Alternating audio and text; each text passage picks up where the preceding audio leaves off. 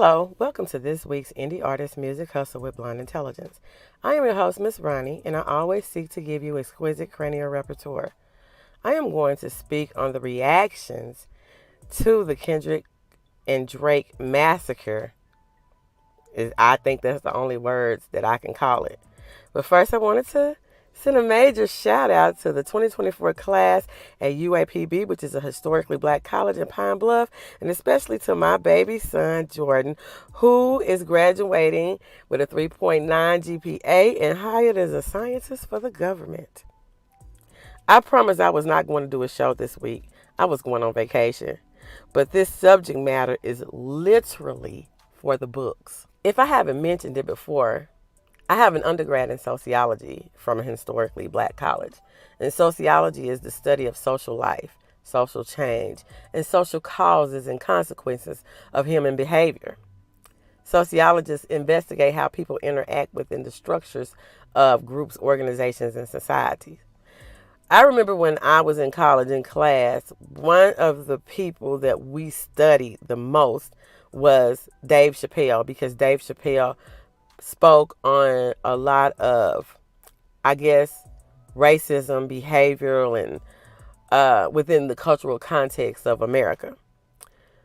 But a Pulitzer Prize winning rapper in a beef within the societal structure of rap will replace much of the material studied in sociology classes about Dave Chappelle. I think that this conversation is going to be quite rampant in the educational realm. The Pulitzer Prize is the highest literary achievement, although they did do the little newsies wrong in the beginning when I cannot remember his first name, but I taught a class on the newsies and child labor and how newspapers didn't want to buy back their own papers and expected for the kids to be able to take the loss, but that's another whole story.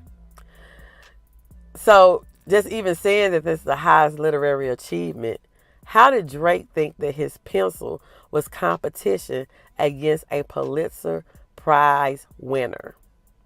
Now, I'm not saying that Drake isn't talented, but he is not Kendrick. I heard that some of the Drake fans were saying something like they couldn't dance to Kendrick's music.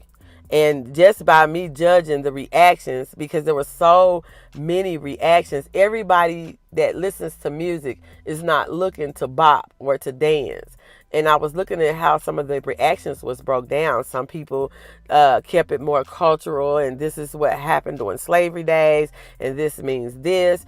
And some of it was more on the lighter level. But what I can say is that the way that this was, I would say, composed, and the way that it was released, it was something on every intellectual level. So it was broken down from the more complex to the simplest form for everybody to be able to understand what he was saying. Which brings me to what I'm speaking on today, the reactions to Kendrick's lyrics, delivery, and package. And there were some common themes and phrases. But I'm going to talk a little bit about my own reaction. When I heard Meet the Grams, my hand is still hurting from slapping my own hand, telling Kendrick to stop. And I was like, Kendrick, stop, Kendrick. And I just ended up with just a full-on Norbit scream. I was like, Kendrick! Then Not Like Us was released. And I think that was the point DJ Academics literally started screaming on air. I know everybody was saying, I got to know what Academics was saying. And I was like, I went and looked, and he was like in a full-on scream. And it was like, you got to kill him. You got to kill him. You got to shoot him. Something like that. And it was like the most ignorant response. But even his reaction, I was like, he is too involved in this. And after Not Like Us was released, the world declared the beef over and Kendrick the winner. But one of the common themes that I did notice was the referral to death from both blacks and white commentators. I heard things like, dude, he's dead already. Kendrick has killed him. Did Kendrick just exhume the body and piss on the coffin? Kendrick did say, I see dead people. And I can't remember exactly which one it was, but he said, this is a friendly fade. You should keep it that way. And I think, and then he also said, if you take it there, I'm going to take it further. There's just something that you just don't want to do. And so it was like you were getting warnings not to do this, and you did it anyway. People also made references to it was over when Kendrick dropped Night Like Me. At the particular time, not knowing OV Ho was a double entendre. I was watching an English teacher on TikTok talking about this rap beef is being felt at schools on all levels. And she's here for it. And I have to agree with her because that's the reason why I said something in the beginning. She said that she loves what Kendrick is doing for education and hip hop. And I definitely agree. Kendrick spoke on Drake's crisis identity, Drake being a culture vulture, the pedo accusations, Drake saying the N-word, and even laid out how Drake can be considered a colonizer. All I have to say to Drake is he was warned. He was told, don't lie about me. I won't tell the truth about you. And then there was a eulogy and funeral music in Meet the Grams. Everybody talked about dark and dreary and everything. Yes, it was dark and dreary. It was like a freaking funeral. And that he was trying to give condolences to his family. It was just so much. Then, after he done spoke to the family at the eulogy, because that's what I'm going to call it, he is telling you, I see dead people.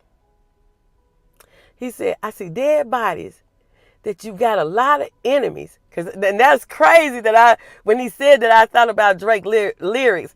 Got enemies, got a lot of enemies. And I was like, you got a lot of enemies.